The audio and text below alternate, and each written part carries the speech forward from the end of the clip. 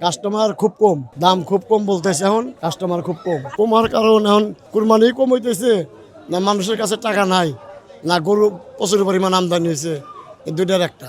ব্যবসা লাভ লস আছে, এদিকে লাভ নাই। সেপনিল প্রাণঘাতী জীবাণুদের বিরুদ্ধেও দারুণ কার্যকর। গত বছর কামাইছি, এবছর দিয়ে গেছি পাবলিকে। এখন পড়তেছে, ঘন্টার পর ঘন্টা পড়তেছে।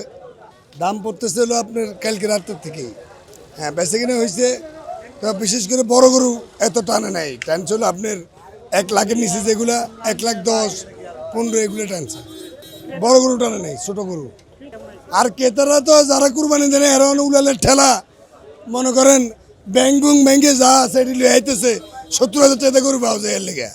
ক্রেতার কেউ লাভ আছে? এই যে এখন আইতেছে যেটি, এটি তো হইয়া সব, এটি তো ক্রেতার না, এটি টুকা টাকা পয়সা লিয়ে আইতেছে। আর 70,000, 55,000 করে গরুর দাম কয়। এই গরুর দাম কি 1,10,000? হ্যাঁ, এই গরু 1,85,000 আমাদের কিনা। আর এনে মানবের দাম কয় 1,10,000। তো লস না ভাই, আমাদের অনেক লস।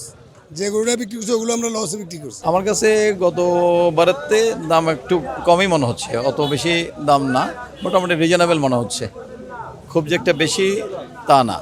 প্রচুর গরু, কিন্তু কাস্টমার কম। আসলে দেশের অর্থনীতি তো একটু নাজুক, তো ভঙ্গুর, তো মানুষের হাতে টাকা পয়সা কম।